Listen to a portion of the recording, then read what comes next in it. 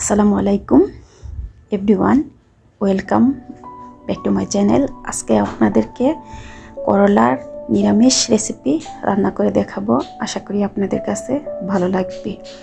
এখানে আমি করলাগুলি একটু মোটা সাইজ করে কেটে নিয়েছি, যেন সিদ্ধ করলে করলাটা গলে না যায়, এর জন্য একটু মোটা করে কেটে নিয়েছি। ফুটন্ত গরম পানিতে করলা দিয়ে নেড়েচেড়ে ভালোভাবে মিক্স করে নিচ্ছি, যেন সব দিক থেকেই ভালোভাবে সিদ্ধ হয় করলাটা। করলা আমি 2 থেকে 3 মিনিট সিদ্ধ করব।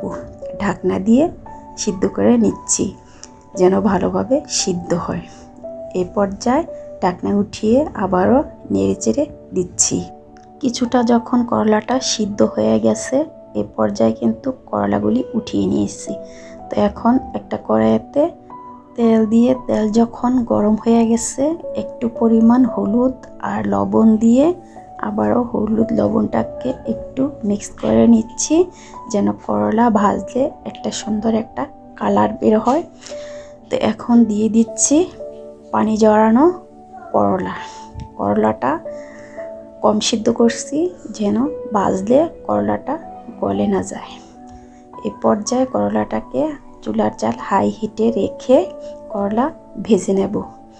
চুলার জাল যদি কমিয়ে দিই, তাইলে কিন্তু করলা থেকে পানি বের হবে, করলা নরম হয়ে যাবে। তো এখন করলাটাকে আমি আবারও 3-4 মিনিট ভেজে নিয়েছি।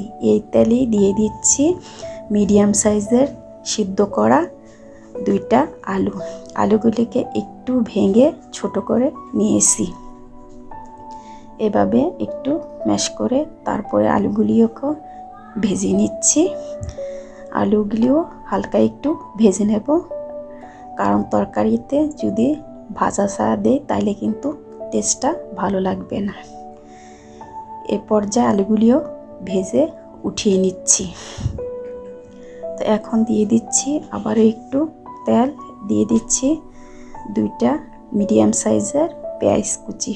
করলাতে পেঁয়াজটা একটু বেশি পরিমাণ দিলে করলা তিতো লাগে না, খেতেও কিন্তু ভালো লাগে। 1 টেবিল চামচ পরিমাণ দিয়ে দিচ্ছি রসুন বাটা। রসুন বাটা দিয়ে রসুন বাটাটাকে একটু ভেজে নিচ্ছি, যেন রসুনের কাঁচা গন্ধ না থাকে। দিয়ে দিচ্ছি সামান্য পরিমাণ পানি। পানি দিয়ে একটু নেড়েচেড়ে পেঁয়াজের সঙ্গে যখন বলক চলে আসছে, দিয়ে দিচ্ছি হলুদ গুঁড়া, দিয়ে দিচ্ছি মরিচ গুঁড়া 1 চা চামচ, দিয়ে দিচ্ছি এখানে ধনিয়া গুঁড়া 1 চা চামচ, জিরার গুঁড়া 1 চা চামচ পরিমাণ দিয়ে আবারও মশলাটাকে কষিয়ে নিচ্ছি। কষিয়ে দিয়ে দিচ্ছি এখানে মিডিয়াম সাইজের 2টা টমেটো। টমেটোটা দিলে কিন্তু এই করলা আলুর ভিতরে টেস্টটা দ্বিগুণ পরিমাণ বেড়ে যায়। তো টমেটো দিয়ে আবারও টমেটোটাকে 2 থেকে 3 মিনিট সিদ্ধ করে নিয়েছি। এই পর্যায়ে আবারও নেড়েচেড়ে টমেটোটাকে কষিয়ে নিচ্ছি। এখন দিয়ে দিচ্ছি ভেজে রাখা করলা আর আলু।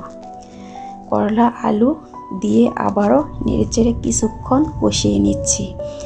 এই তরকারিটা যত ভালো কষানো হবে, তত কিন্তু খেতে ভালো লাগবে। তো এই পর্যায়ে দিয়ে দিচ্ছি পরিমাণ মতো পানি। আলুতে একটু পানি বেশি লাগে, এর জন্য আমি একটু বেশি পরিমাণ কিন্তু পানি দিয়েছি, যেন পানি টেনে যাওয়ার পরে কিন্তু অনেকটা ঝোল থাকবে। এই পর্যায়ে দিয়ে দিচ্ছি সামান্য লবণ আর ফালি করা 3টা কাঁচামরিচ। কাঁচামরিচটা এই পর্যায়ে দিলে কিন্তু কাঁচামরিচের একটা সেন্ট বের হয়। তো এখন ঝোলের পানিটা যখন একটু কমে গেছে, দিয়ে দিচ্ছি এখানে মিক্স মশলা। মিক্স মশলা দিয়ে আবারও নেড়েচেড়ে দিয়েছি। যখন পানি পুরোপুরি টেনে গেছে, এ পর্যায়ে কিন্তু চুলার জালটাকে বন্ধ করে দিয়েছি। তো আমার ভিডিও যদি ভালো লাগে প্লিজ লাইক করবেন, আর আপনাদের কাছে এই ধরনের রেসিপি ভালো লাগলে আমার চ্যানেল সাবস্ক্রাইব করে রাখবেন।